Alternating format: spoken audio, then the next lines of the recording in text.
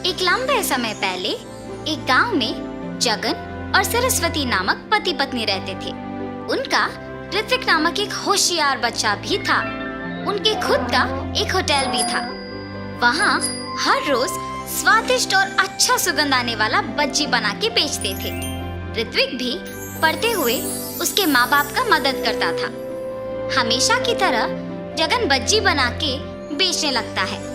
आलू बज्जी, मिर्ची बज्जी, ऑनियन बज्जी, आइए बाबू आइए। ऐसे जोर जोर से चिल्लाने पर उस रास्ते में जाते हुए लोग सारे उस सुगंध की वजह से बज्जियां खरीद के जाते थे। ऋत्विक होटल में अपने माँ बाप की सहायता करने के बाद अपनी माँ को बता के कुछ बज्जियां अपने दोस्तों को खिलाने अपने साथ लेके खेलने चला जाता था। ऐसे उस दिन ऋत्विक हर रोज की तरह उसका काम खत्म करके होटल में से कुछ बज्जियां लेके अपनी माँ को बोल के निकल पड़ा। बज्जियां लेके जाने पर भी माँ इसीलिए कुछ नहीं कह रही है क्योंकि मैं उनकी मदद कर रहा हूँ। मैं भी सिर्फ इसीलिए उनकी मदद कर रहा हूँ। मेरे दोस्तों के लिए काम करना ही पड़ेगा। ऐसे सोच के बज्जियों को लेके अपने दोस्तों के पास जाता है। मैंने ये बज्जियां आप सबके लिए लाया है, लेके खाओ। ऋत्विक, हमें ये बज्जियां नहीं चाहिए। क्यों? बज्जियां क्यों नहीं चाहिए? तुम हर रोज बज्जियां के सिवा कुछ नहीं लाते हो। रोज रोज ये खा के अब हम पक गए। हाँ यार, अब से तुम बज्जियां लाना बंद करो और हमारे साथ खेलने भी मत आओ। ऐसे मत कहो, मैं तुम लोगों के लिए कुछ भी करूंगा। अच्छा, तो फिर तुम्हें हम सब के लिए आइसक्रीम खरीद के लाना होगा। मंजूर है? तुम लोगों को आइसक्रीम खरीदने के लिए मुझे बहुत पैसों की जरूरत है। मेरे पापा भी मुझे उतने पैसे नहीं देंगे। कुछ और पूछो, मैं करूंगा। तुम इसीलिए सोच रहे हो क्योंकि तुम्हें अपने पापा से पैसे पूछना पड़ेगा ना? हाँ, उनसे बिना पूछे पैसे लेने का मेरे पास एक उपाय है। अगर तुम पक्का करोगे तो ही बोलूंगा। तुम लोगों के लिए मैं कुछ भी करूंगा। क्या है वो उपाय? तुम्हारे होटल में खाने बहुत लोग आते हैं।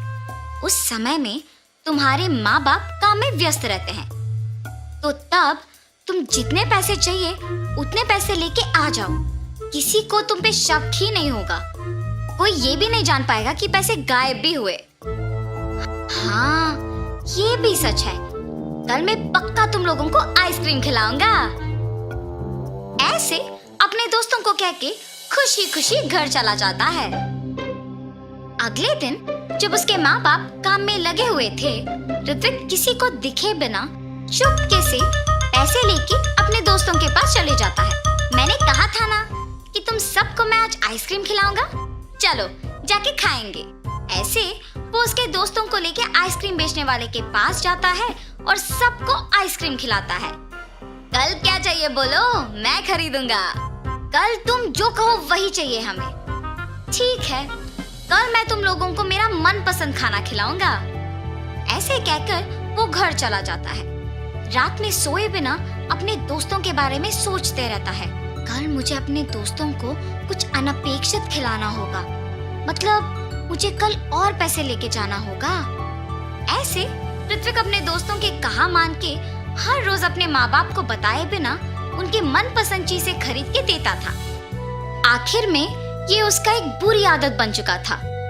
हर रोज की तरह जब एक दिन ऋत्विक उसके माँ बाप के काम करते वक्त पैसे लेने गया था, तो उसकी माँ उसे देखती है। ऋत्विक, यहाँ आओ। हाँ माँ, क्या हुआ? तुम वहाँ क्या कर रहे थे? मैं कुछ नहीं माँ। सच कहो, मैंने तुम्हें पैसे लेते हुए देखा। ऐसे बिना पूछे पैसे लेना गलत है। क्या तुम्हें नहीं पता? तुम अब पैसे भी चोरी करना सीख गए। माँ, मुझे माफ करो। मैंने अपने दोस्तों के लिए ये सब किया है। आइंदा ऐसे कभी नहीं करूँगा। पहली बार है इसलिए कुछ नहीं कह रही हूँ। आइंदा ऐसे करोगे तो चुप नहीं रहूंगी। जी माँ। लेकिन उसकी माँ ये सोच में पड़ के दुखी होती है कि उसके बेटे को ये बुरी आदत आया कैसे। उसकी माँ को जब ऋत्विक ने ऐसे देखा तो वो तुरंत बदल गया। अपने दोस्तों के पास जाना बंद कर दिया। हर रोज अच्छे से पढ़ के अपने माँ बाप की मदद करते हुए रहता था। ऐसे कुछ दिनों बाद अचानक पैसों की पेटी में पैसे नहीं दिख रहे थे। उससे उसकी माँ को ऋत्विक पे ही शक आता है और जो कुछ भी उससे पहले हुआ उसके पति को बताती है। तब जगन और सरस्वती दोनों ऋत्विक के पास जाके पूछते हैं, ऋत्विक, पैसों की पेटी में पैसे नहीं हैं, तुमने ही लिया है ना? माँ, जब से तुमने बोला तब से मैंने चोरी करना बंद ही कर दिया। मेरे दोस्तों के पास भी जाना बंद कर दिया। मुझे उन पैसों के बारे में कुछ नहीं पता। बेटा, अगर तुमने उस पेटी से पैसे लिए हैं तो कह दो हमें, हम कुछ नहीं कहेंगे। अगर तुमने नहीं लिया तो पेटी से पैसे कैसे गायब हुए? किसने निकाला होगा? सच कहो ऋत्विक। माँ, मुझे सच में नहीं पता है कि पैसे कहाँ गए। इससे पहले मेरा पैसे लेना सच ही है, मगर मैंने वो सब बंद कर दिया। अब तो मैंने नहीं लिया। जब से पैसे खो गए तब से जगन और सरस्वती बहुत ध्यान से सब पे नजर रख के काम करने लगे। मेरे पास पैसे खत्म हो गए। कुछ दिन पहले एक होटल से बहुत आसानी से पैसे चोरी कर लिया था मैंने। वापस वही जाके पैसे लेके आऊंगा। ये फैसला करके वापस उस होटल को जाता है।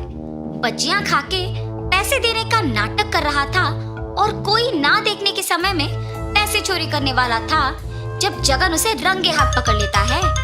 इतने उम्र के आदमी होके भी मेहनत किए बिना पैसे चोरी करते हुए शर्म नहीं आती? इससे पहले भी तुमने यहाँ चोरी किया था ना? वो चोर पिटने के डर से सच बोल देता है। मुझे माफ कर दीजिए, ऐसे कभी नहीं होगा, मेहनत से ही काम करूंगा। चोर को उसकी गलती का एहसास होने पर जगन उसे माफ कर देता है। ऋत्विक पे उसकी गलती के बिना शक करने के लिए उसके माँ बाप दुखी होते हैं। आप लोग दुखी क्यों हो रहे हो माँ? उस दिन मैंने तुम्हें तुम्हारी गलती के बिना शक किया और आज तुम्हारे पापा ने असली चोर को पकड़ा है। मुझे तुम पे शक नहीं करना था बेटा। मुझ पर शक करने की वजह तो भी मैं ही हूँ ना माँ। अगर मैं वो नहीं करता तो आपको मुझ पे शक नहीं होता। आपने मुझे मेरी गलती समझाया, इसलिए मैंने वो करना छोड़ दिया, वरना मैं शायद बड़े होके भी यही करता। आइंदा ऐसे कभी नहीं होगा माँ। तब से जगन होटल में सावधान रह के काम करने लगा। अलग प्रकार के बच्चियां बनाना शुरू करके उन्हें बेच के खुशी से जीने लगा। उनका व्यापार भी अच्छा चलने पर सभी खुश थे। तो इस कहानी का नैतिक क्या है? गलती चाहे एक ही बार किया हो, लोगों से भूला नहीं जाता। इसीलिए गलती पहली ही बार नहीं करना चाहिए, सोच समझ के कदम उठाना चाहिए। विष्णुपुरम नामक एक सुंदर गांव में शरत और श्रीधर नामक दो दोस्त अगल बगल घरों में रहते थे। शरत एक अच्छा आदमी था और दूसरों की सहायता करता था। श्रीधर बहुत लालची था। वो दोनों रिक्शा चलाते हुए खुशी से जी रहे थे। एक दिन सुबह वो दोनों रिक्शा स्टैंड में रिक्शा को रख के ग्राहक के लिए इंतजार कर रहे थे। तब एक आदमी शरत के पास जाता है। सुनिए, बस स्टैंड को आओगे? ये क्या? वो आदमी रिक्शा के लिए मेरे पास नहीं आया, बल्कि मेरे दोस्त के पास गया। कुछ भी करके मुझे ही उस आदमी को बस स्टैंड तक लेके जाना होगा। अरे आइए ना, बस स्टैंड तक मैं आपको लेके जाऊंगा भाई साहब, मेरी रिक्शा चढ़िए। श्रीधर के ऐसे कहने पर वो आदमी उसका ही रिक्शा चढ़ता है। उसके बाद श्रीधर उस आदमी को लेकर बस स्टैंड की ओर बढ़ने लगता है। अरे मेरा ही तो दोस्त है, मेरे बजाय उसके रिक्शा में वो आदमी चला गया, इसमें क्या बात है? ऐसे उसका दोस्त सोचते रहता है। और ठीक तभी तीन आदमी उसके रिक्शा के पास आते हैं। सुनिए, बस स्टैंड को आएंगे आप? जी साहब, आइए रिक्शा में बैठिए। तब शरत भी उन तीन आदमियों को लेकर रिक्शा चलाते हुए बस स्टैंड तक पहुंचता है। रिक्शा चलाते हुए शरत सोचता है, मेरे दोस्त के उस आदमी को ले जाने के कारण ही मुझे अब 3 ग्राहक मिले। ऐसे सोचते हुए वो उन तीनों को बस स्टैंड में छोड़ देता है। जब वो 3 आदमी बस स्टैंड में उतरकर शरत को पैसे दे रहे थे तो शरत का दोस्त श्रीधर उसे देखता है। अच्छा, जल्दबाजी में मैंने गलत फैसला लिया। पहले जो एक आदमी आया था उसको मैंने ले लिया। अगर रुका होता तो ये 3 आदमी मेरे रिक्शा में आते और मुझे ज्यादा पैसे मिलते। ऐसी सोचकर श्रीधर उसके दोस्त के पास जाता है और फिर वहां से दोनों चले जाते हैं। ऐसे बहुत साल बीत जाते हैं। एक दिन वो दोनों रिक्शा स्टैंड में ग्राहक के लिए इंतजार कर रहे थे।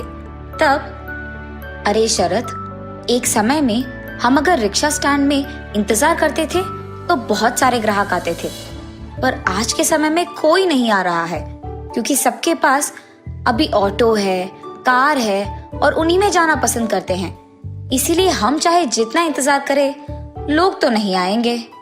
अरे हाँ श्रीधर, लेकिन अब हमें अगर ऑटो खरीदना भी है, उतने सारे पैसे तो हमारे पास नहीं है ना। वैसे भी रिक्शा में बैठने के लिए कोई नहीं आ रहा है। इससे बेहतर तो यही है कि हम ये काम छोड़कर शहर चले जाते हैं और वही कोई काम करते हुए खुशी से जी सकते हैं। श्रीधर, चाहे जो भी हो जाए, मैं अपना गांव छोड़कर कहीं नहीं आऊंगा। मुश्किलें तो हर जगह होंगी ना। इसका मतलब ये थोड़ी है कि हम गांव छोड़कर कहीं और चले जाए। और इस बात की क्या यकीन है कि कल हम शहर में जाएंगे तो वहां मुश्किलें नहीं आएंगे। तो मुझे यही रहना है और इन मुश्किलों का सामना यही करना है। अरे शरद, यहाँ पर हमें कोई और काम नहीं मिलेगा। ठीक है, तुम यही रहो, मैं जा रहा हूँ। ऐसे कहकर वो उसकी बीवी बच्चों के साथ सच में शहर चले जाता है। वहां जाकर वो कार चलाते रहता है। मेरे साथ अगर मेरा दोस्त भी होता तो हम दोनों मिलकर कोई ना कोई काम ढूंढ लेते। अब मुझे अकेले ही कुछ करना पड़ेगा। ऐसे वो बहुत दिन दुखी रहता है। एक दिन शरद रिक्शा स्टैंड के पास रिक्शा में बैठे रहता है। तब एक आदमी का आवाज सुनाई देता है, प्याज प्याज, ताजे प्याज। ऐसे जोर से एक आदमी चिल्ला रहा था। उसे देख शरद को एक विचार आता है। अरे हाँ, मेरे पास ऑटो खरीदने के लिए तो पैसे नहीं है, लेकिन खुद से मैं एक प्याज का वाहन तो बना सकता हूँ और गांव में उसी वाहन को चलाते रह सकता हूँ। और इतना ही नहीं, उस वाहन को बनाने के लिए पैसे ज्यादा खर्च भी नहीं होंगे और मुझे बस ये ध्यान में रखना होगा कि उस वाहन में ज्यादा लोग बैठ पाए। और तब नए दिखने वाले वाहन को देख गांव वाले सारे मेरे वाहन में आएंगे और मैं ऐसे पैसे भी कमा सकूंगा। उस आदमी का प्याज प्याज करके चिल्लाने के कारण ही मुझे ये विचार आया है। ये सोचकर शरद तुरंत उस काम में लग जाता है। उसके पास मौजूद सारी चीजों से प्याज के आकार में दिखने वाले एक बड़े वाहन को बनाता है जिसमें बहुत सारे लोग बैठ सकते हैं और उसे चलाते हुए गांव में जाता है। Bus stand, railway station, Ramalaya नगर, आइए बाबू आइए, जल्दी आइए, ऑटो से भी कम दाम में मैं लेके जाऊंगा, आइए बाबू आइए। ऐसे उसके जोर से चिल्लाने पर कम दाम में और इतने बड़े आकार में एक प्याज के वाहन को देख सभी चौंक जाते हैं और तुरंत उसके गाड़ी में बैठ जाते हैं। ऐसे ही कम दिन में शरद का प्याज की तरह दिखने वाले वाहन में बहुत सारे लोग बैठते हैं और वो बहुत प्रसिद्ध हो जाता है। इतना कि कुछ ही दिनों में वो और थोड़े प्याज के वाहन बनाकर उनमें दूसरों को चलाने के लिए नौकरी भी देता है। ऐसे वो वाहन चलाते हुए बहुत खुश रहता है। तब एक दिन श्रीधर उसके पत्नी के साथ शहर से गांव आता है। गांव आते ही उसके दोस्त शरद के बारे में सबके मुंह से प्रशंसा सुनकर वो चौंक जाता है। यहाँ मैं हूँ जो शहर जाकर कार चलाते हुए आए हुए पैसे कम पड़ जाने के कारण कर्ज लेकर दुख में जी रहा हूँ और मेरा दोस्त यहाँ इसी गांव में इतना प्रसिद्ध गाड़ी चलाते हुए इतनी प्रशंसा पाते हुए खुश है। अगर मैं भी इसके साथ यही रहता तो शायद मैं भी वो प्रसिद्ध गाड़ी चलाता और खुश रहता। अरे हाँ, मेरे दोस्त को वैसे भी मुझ पे बहुत भरोसा है, तो मैं एक काम करूंगा, उसे मैं अपने साथ शहर ले जाऊंगा, फिर उसके सारे वाहन को मैं ले लूंगा और उसे वहां छोड़कर मैं दूर भाग जाऊंगा। तब उन सारे वाहन को बेचकर आए हुए पैसों से मैं अपना कर्ज चुका पाऊंगा और खुश रह पाऊंगा। लेकिन मेरा दोस्त तो मेरे कहने के बावजूद अपना गांव छोड़कर नहीं आएगा। हाँ, मैं अपनी बीवी को उसकी बीवी से बात करने के लिए कहूंगा, तब तो उसे आना ही पड़ेगा। ये सोचकर श्रीधर उसके बीवी के पास जाता है। नर्मदा, तुम मेरे दोस्त की पत्नी के पास जाकर उससे बात करो और उसे मनाओ कि हमें शहर जाना होगा। और ऐसे वो जो कुछ भी सोचता है उसकी बीवी को बताता है। ठीक है जी, मैं वही करूंगी। ये कह के नर्मदा शरद की बीवी के पास जाती है। अरे भाभी, आप भी मेरे साथ शहर आ जाइएगा। वहाँ अगर आप ये प्याज की वाहन चलाएंगे ना तो बहुत सारा पैसा मिलेगा। हाँ, और उतना ही नहीं, यहाँ से वहाँ रहने में भी दुगना अच्छा होगा। हाँ, मेरे पति भी वहाँ कार चलाते हुए बहुत सारे पैसे कमा रहे हैं। आपके पास तो पहले से ही बहुत वाहन है, वहाँ आएंगे तो और भी पैसे कमा पाएंगे। जी भाभी, ये तो अच्छा विचार है। जरूर हम सब आपके साथ शहर आएंगे। ये कह के वो उसके पति शरद के पास जाकर, सुनिए, हम भी आपके दोस्त के साथ शहर जाएंगे ना जी। वहाँ यहाँ से दुगना अच्छा होगा और दुगने पैसे भी मिलेंगे, पता है आपको। अच्छा, तो तुम ही चले जाओ। मैंने पहले भी कहा है, मुझे ये गांव छोड़कर कहीं नहीं जाना है, यही मेरा घर है। उसके पति के ऐसे कहने पर इसी बात को कहने वो नर्मदा के पास जाती है। वहां पहुंचते ही पति पत्नी को कुछ बात करते हुए सुनकर वो दरवाजे के पास ही रुक जाती है। नर्मदा, क्या तुमने मेरे दोस्त की बीवी से बात किया है? कुछ भी करके उन्हें हमारे साथ शहर ले जाना ही होगा। अरे हाँ जी, उसने तो मेरी बातों पे यकीन कर लिया है। वो दोनों पक्का आएंगे शहर। तब हम उनके पास मौजूद सारे वाहन को बेचकर हमारे कर्ज चुकाएंगे और हम खुश रह पाएंगे। दरवाजे के पास खड़े हुए शरद की बीवी ये सब सुन लेती है और भागते हुए उसके पति के पास जाती है। सुनिए, हम शहर नहीं जाएंगे, ये सब आपके दोस्त का चाल है। और ऐसे उसने जो कुछ भी सुना अपने पति को बताती है। क्या मेरा दोस्त कर्जों में फंसा है, इसीलिए वो ऐसा है? कुछ भी करके मेरे पास मौजूद वाहन को बेचकर भी उसका कर्ज चुकाना होगा। क्या एक तरफ आपका दोस्त आप पे जाल बिछा रहा है, आपको धोखा दे रहा है, और आप सोच रहे हैं कि आप उसकी मदद करेंगे? ये क्या है जी? वो चाहे अच्छा हो या बुरा हो, वो मेरा दोस्त है और वो अभी कष्टों में है, तो मुझे उसे बचाना होगा और मुझे उसकी सहायता करना होगा। ये कह के वो वहां से उसके दोस्त के पास चले जाता है। श्रीधर, मुझे नहीं पता था कि तुम यहाँ आए हो, वरना मैं तुम्हारे पास आ जाता। और अगर मुझे पहले ही पता होता कि शहर में तुम्हारी इतनी मुश्किलें हैं, तो मैं तुम्हारी मदद कर देता। इसके लिए मुझे धोखा देने की कोई जरूरत नहीं। मैं खुद एक वाहन बेचकर तुम्हें वो पैसे दे दूंगा और तुम अपना कर्ज चुका सकते हो। उसके बाद तुम भी यहाँ मेरे साथ रह जाओ। हम दोनों ये गाड़ी चलाते हुए खुश रह पाएंगे। ऐसे वो अपनी बीवी की बातें श्रीधर को बताता है।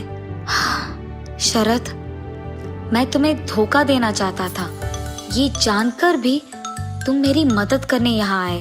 मुझे अपने आप पे घिन आ रही है और मुझे अब अपनी गलती का एहसास हुआ है। तुम एक अच्छा इंसान हो और उससे बेहतर दोस्त हो मेरे।